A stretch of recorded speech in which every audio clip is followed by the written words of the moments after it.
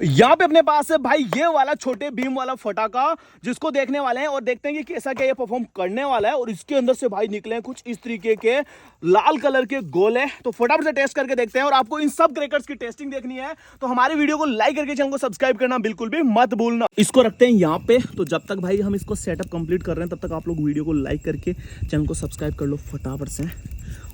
कि इसके अंदर का बारूद यहाँ पे आप लोग देख सकते हो निकल चुका है। तो फटाफट से इसको आग लगा देते हैं। ओके,